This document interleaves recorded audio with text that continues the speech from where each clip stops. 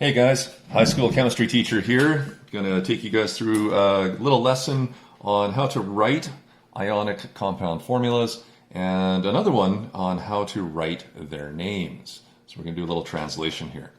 Okay, I have a little different chemistry periodic table than you guys do, but it's nice and large and easy to read. So I'm just going to fold it over here. You guys should have yours handy. All right, and we're going to take a look at a few important parts. All right, so a couple things that I want you guys to have handy here as we go through our little lesson would be, number one, have your periodic table nearby. Number two, have some scrap paper so that you can follow along with a couple of things I'm going to highlight for you. So pause the video, go get those things. When you're ready to go, come back with those, start the video up again, and everything should be really good. Okay, so welcome back. Here's the simple notes that I'm going to take you guys through. And on this one, we're going to learn how to write the formulas first. And this is going to highlight a couple of things for us. Now, when we're talking about ionic compounds, please remember that we are dealing with, in its most simplified form, just the metal ions and the non-metal ions. So the first thing I want you guys to be able to do is identify on your periodic table where the metals and nonmetals are. As we begin chemistry, one of the hardest parts here is you've got this big, nasty periodic table with all sorts of letters and numbers on it, and we have to try and find where all that stuff is. And it makes it slow and it makes it tedious, and that's okay. The more practice you do, the faster this goes. So your metals are always on the left-hand portion of your periodic chart, and your nonmetals are the smaller region on the right-hand side. And there is one outlier, one weirdly placed nonmetal, and you'll see it right here, and that's hydrogen. Okay, so just know where your metals and nonmetals are first. That's kind of the starting point for all of this. Now what we're going to do is get into the math of it a little bit. Ionic compounds, please remember, are neutral. Ions do have charges, absolutely, but when they make a compound, they're always balanced to a neutral ratio. So what we see here in calcium chloride, for this example here, is that there's one calcium. And if we go find calcium on our periodic chart, that calcium is a metal, and you can see calcium right here having a 2+ charge. What this means is that each calcium cation, or each calcium ion that you have, has lost 2 electrons for reasons we don't have to get into right now, and carries a +2 charge.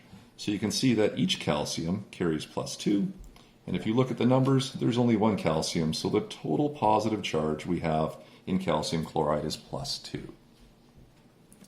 We then need to go figure out the negative anions, and for that one we see chlorine. So we'll look on our periodic chart, and on the nonmetal side, we identify chlorine. Now, I'm dealing with a different periodic chart. Yours will say -1 right here, which means that each chloride has, for whatever reason, a negative or an extra negative electron. That means each chlorine, when it's a chloride ion, has a -1 charge.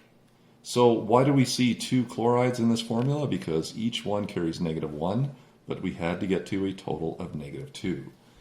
So ionic formulas are really just an integer math problem.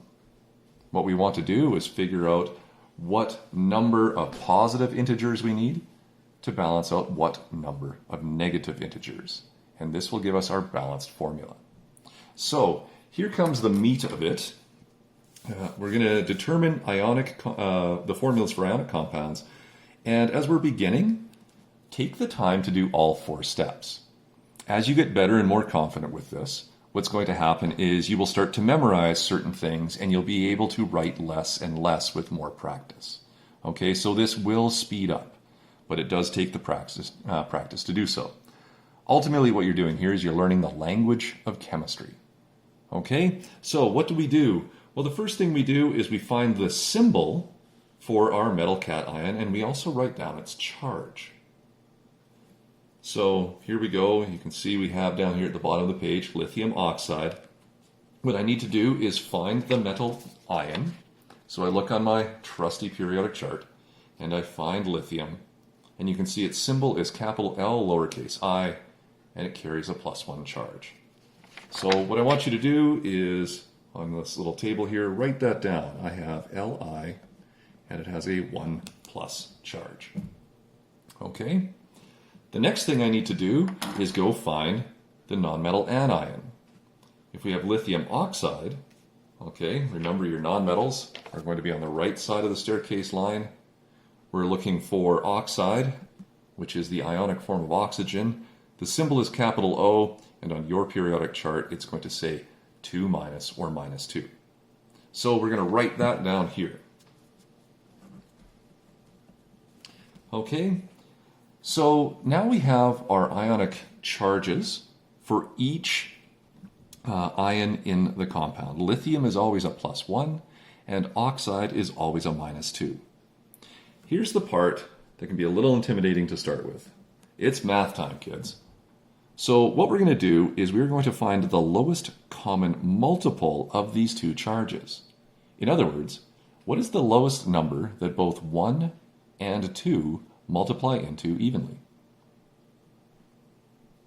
As you think about that one, 1 would multiply up in single digits, 1, 2, 3, 4, 5, and so on. 2 would have to go by 2s, 2, 4, 6, 8, 10. And so what we're looking for in that little list, here maybe I'll even show it here, all right, lithium can only move in increments of 1, 2, 3, 4. Oxide, however, moves in increments of 2. And what we're doing is looking for the lowest common number in the two lists. Which number is it? You can see that 2 is the lowest common value in those lists. So what we want to do now is figure out how many lithiums do I need to get to a total of 2 charges. If each lithium carries 1 charge, then it's going to take 2 lithiums in order to be able to do this. So I need 2 of my cations. How many oxides do I need to get to a total of 2 charges? Well, you can see that each oxide carries 2 already, so it's only going to take 1 of these guys to balance out. So when we finish this off, we write down the symbols for our 2 entities here.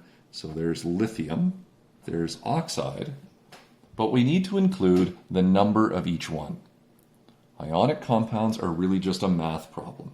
And so this little neutral ratio right here, okay, is going to be the numbers for my balanced formula. I just take those over to here and I write them as subscripts, which means lower and smaller on the right-hand side. And I would do something like that. So it takes 2 lithiums and 1 oxide. A simplification that we make in chemistry is we tend not to write the number 1 because we've already written the symbol. Okay, so there's your first example with coming up with these symbols, charges, doing the math, finding the ratio, and then we use that to determine the formula. So let's go through and do a couple more. Okay, let's try and do barium phosphide. So the cations and the metals are always listed first, so we know what side of the periodic table to look for, and we want to start searching for barium. And there you have it. Barium is a 2+ ion.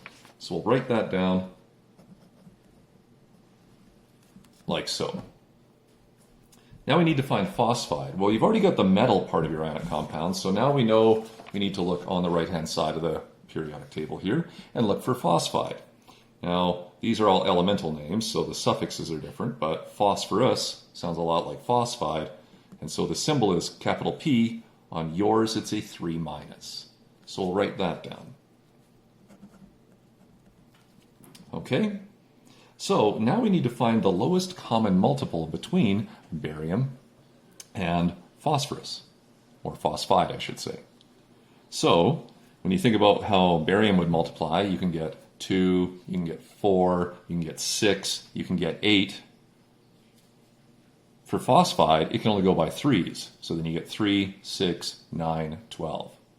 what was the lowest common number in those two lists? 2, 4, 6, 8, 3, 6, 9, 12. 6 was the first and lowest common number. So there's your lowest common multiple. What we're going to do is we're going to use that to figure out how many bariums I need and how many phosphides I need. How many bariums do you need to get a total charge of 6 if each one carries 2? All right, 1 barium is 2 charges, 2 bariums is 4 charges, 3 bariums is 6 charges. So I need 3 of them. When I think about phosphide, how many phosphides do I need to get to 6 charges? Well, with 1 phosphide, I get 3. With 2 phosphides, I get 6. So, again, it's really just a math multiplication problem. These are now my subscripts for my formula. In barium, I need 3 of them, and for phosphide, I need 2 of them. So whatever ratio you're able to write down becomes the subscripts for your perfectly balanced formula. Okay? Couple more here to do. I would encourage you guys to pause the video and then try and solve the next 3 on your own. See if you can do this. All right? And then we will quickly go through the remainder of them. All right? And we'll see how it goes. All right, so pause the video, try the next 3, come back in a moment when you're done, and compare to my quickly done answers. Welcome back. Here we go. So beryllium, when you looked on your periodic chart, you found out that beryllium was indeed a 2+, sulfide was a 2-, and so what was the lowest common multiple that we had for those? Well, this would be 2, 4, 6, 8. 2, 4, 6, 8. 2 was that lowest common multiple. So how many berylliums do I need to get to 2?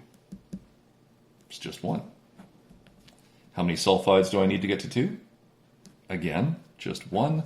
And so beryllium sulfide is just BeS. Remember, we tend not to write the number 1 in chemistry. For aluminum, when you found that one, it was a 3+ ion. Oxide, we've seen that one already up here, is a 2- ion. And so what is the lowest common multiple between 3 and 2? Well, as we saw earlier, it's 6. So how many aluminums do I need to get to 6? Just 2. How many oxides do I need to get to 6 charges? That takes 3. And so there's my subscripts of cation and anion. Write your symbol, put in that subscript. Oops, it's not S. It's O, pardon me guys, 3. There we go, so there's your neutral ratio. One more to do here, potassium nitride. When you found potassium, it was K+. Nitride was a 3-. And so what's the lowest common multiple between 1 and 3? Well, 1, 2, 3, 4, 5 for potassiums, 3, 6, 9, 12 for nitrogen. And so you can see it's 3. And so it's going to take 3 potassiums for every 1 nitride to become neutral. And so this becomes K3N. There you go, guys. I hope that made some sense for you. Nomenclature is a big deal at high school. It is the language that we use to do all of the really cool and fun chemistry. And so make sure you're practicing this well. Good luck with it, guys. Take care.